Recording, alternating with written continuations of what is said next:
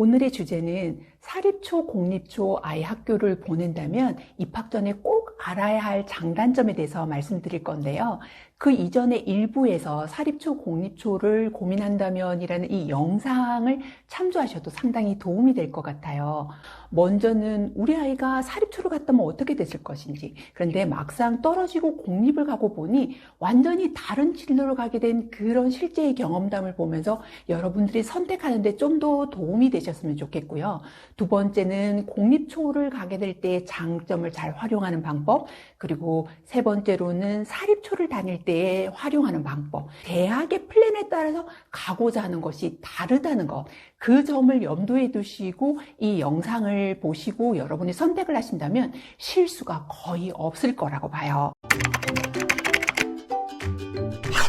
먼저 첫 번째로는 도대체 아이가 어떻게 해서 이렇게 진로를 이렇게 문과형에서 이과형으로 바뀌게 되었냐라는 부분에 대해서 말씀을 드릴게요. 저희는 전적으로 영어적인 활동을 했고 엄마 아빠가 문과형이었기 때문에 또 영어와 중국어, 심지어 그런 언어 쪽에 굉장히 관심을 두고 집중적으로 그쪽에 놀이를 하면서 이 아이가 문과 쪽으로 갈 줄 알았어요. 그래서 영어에 아주 특화된 영땡이라는 학교를 이제 지원하게 되었고, 이 사립학교에 추첨해서 떨어질 거라고 생각도 못하고 가서 하다가 떨어지고 나서 아이가 망연자실하고 한 일주일 정도를 밥을 안 먹는 거예요. 저희는 큰일 났다고 생각했어요. 사실 참 그 어릴 때 그 부분이 그렇게 중요하지 않은데도 그때 당시에 마음이 조바심이 생기고 걱정이 되는 거, 그래서 여러분의 마음을 정말 이해할 수 있을 것 같아요. 그랬는데 밥도 안 먹고 막 그러던 아이를 이제 다독거리고 해서 집 앞에 있는 공립학교를 보냈어요. 그런데 만약에 그 사립학교에 영어 중점 학교에 보냈다면 아이가 영어를 좀 더 많이 공부하고 즐겁게 하면서 뭔가 차별화되고 더 디테일하고 심도 있게 재밌게 지속해 나갔을 거라고 생각을 하거든요. 그런데 공립학교에서는 그런 부분에 있어서 다소 좀 부족하다고 생각을 했고, 제 아이가 흥미를 잃어가기 시작했어요. 또 학교에서 그런 커리큘럼으로 이끌어가는 건 아니었기 때문에. 근데 이런 단점이 있는 반면에 이 시간이 많다 보니까 아이가 아무래도 놀면서 다른 활동에 좀 관심을 갖게 되었고요. 그러면서 수학을 하는데 시간이 상대적으로 굉장히 많았던 거죠. 수학은 잘하면 일단 학교에 약간 튀는 여러 가지 활동들을 볼 수 있었고요. 그러면서 하면서 학교에도 뭔가 두각을 드러낼 수 있고, 그리고 이걸로 인해서 영재원도 갈 수 있고, 그리고 여러 가지 부분에서 그 수학과 과학에 좀 더 많은 시간을 가질 수 있게 됨으로써 아이가 그 영어적인 그런 거는 한 흥미를 3, 4학년을 가면서 많이 잃어버리게 되었지만, 상대적으로 수과학에 대해서는 굉장히 많은 시간을 할애하게 되었어요. 그래서 이 아이는 완전히 이과형으로 바뀌게 되었고, 정말 이 공립학교를 오면서 된 것 같아요.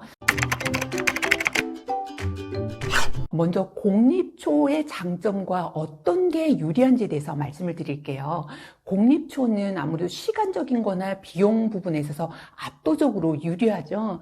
그래서 이런 부분에서 부족한 부분을 충분히 잘 채울 수 있는 시간도 있고, 또 이런 비용을 잘 세이브해서 뭐 학원을 가거나 아니면 추후에 뭐 중고등학교, 대학교 때 그런 대학에 이제 드는 비용들을 미리 좀 절감할 수 있다는 장점도 있어요. 그런데 저가 만약에 다시 어떤 이제 사립초가 아닌 이렇게 공립초를 가게 된다면은 여기에서 미리 생각을 하고 학군이 그래도 좀 더 괜찮은 곳으로 이사를 가서 거기에서 좀 가깝게 다니면서 괜찮은 그 학군의 그 아이들도 만날 수 있고, 또 교사진도 괜찮고, 그러면서 이렇게 학원에 있는 그런 인프라도 잘 활용할 수 있는 이런 게 된다면 아이가 좀 더 금상첨화로 그 좋은 장점을 잘 활용할 수 있으리라고 생각이 들더라고요.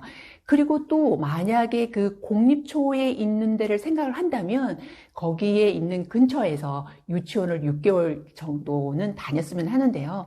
저는 이제 영어 유치원을 다니면서 좀 먼 거리에서 다녔는데, 그랬기 때문에 공립초가 집 앞에 있는 그 학교를 다니면서 아는 아이들이 하나도 없어서 한동안 좀 고생했던 그런 기억이 나거든요. 그리고 이런 부분을 잘 활용만 하신다면 사실 공립이 사립초 이상으로 더 깊이 있는 공부를 개인적으로 할 수가 있는 거죠.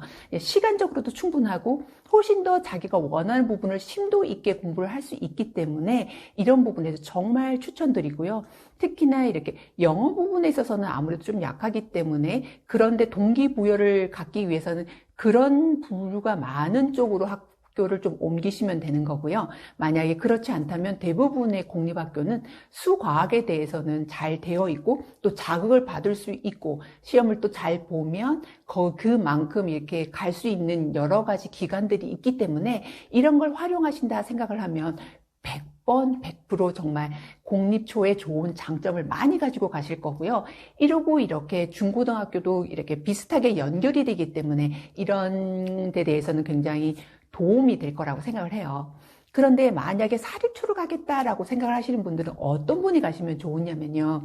나중에 뭐 국제학교나 아니면 해외에 대학을 좀 생각하신다거나 이렇게 조금 글로벌한 걸 생각을 하신다면 그럴 때에는 사립초도 좋은 것 같아요. 왜냐하면 영어라는 부분에서도 조금 더 레벨 테스트를 해서 세분화해서 아이들을 가르치고, 그리고 그 부분을 좀 잘하기 위해서 특화시켜 놓은 부분이 많기 때문에 사립초에서는 영어에 대한 감각을 익히고 있어서 초등학교 6학년까지의 그 감각을 익히면 아무래도 뭐 국제학교든 아니면은 해외를 나갈 때에 훨씬 더 많이 유리할 수 있거든요. 또 사립초라는 게 또 생각보다 딱 학비라는 게 이제 평균 이제 1,000만 원 이렇게 이상을 생각을 하게 되는데, 실질적으로는 뭐 셔틀버스부터 해서 여러 가지 액티비티 활동까지 해서 그리고 또 추가적으로 학원비까지 하면은 굉장히 많이 드는 거죠. 어떤 어머니는 그래서 사립초를 다니면서 그런 부분이 너무 어렵고 주변에서 다 하는 거 다 시키고 싶고 이래서 굉장히 힘들어하는 부분도 봤는데요. 이럴 경우에는 정말 내 아이가 초등학교가 중요한 게 아니다라는 부분을 좀 생각하고 우리 형편에 맞게끔 플랜을 짜 나가셔야 할 것 같아요. 내 아이가 나중에 해외에서 활동을 할 거다, 대학을 갈 거다, 국제학교를 갈 거다 이럴 때에는 정말 여러 가지 오케스트라며 또 여러 가지 인맥도 활용할 수 있고 영어에 집중되어 있는 그런 프로그램들이 많기 때문에 아무래도 공립보다는 좀 더 잘된 시스템에서 연결되어서 갈 수 있는 그런 장점이 있다고 봐요. 중고등학교에 맞춰서 이렇게 플랜을 짜시면 정말 실수를 줄이실 거고요. 장점을 극대화할 수 있을 거예요. 이 정도의 어떤 패턴을 아시고 방향을 잡으시는데 도움이 되는 영상이었으면 좋겠고요. 다음 시간에도 여러분이 가장 필요한 자료로 찾아올게요. 감사합니다.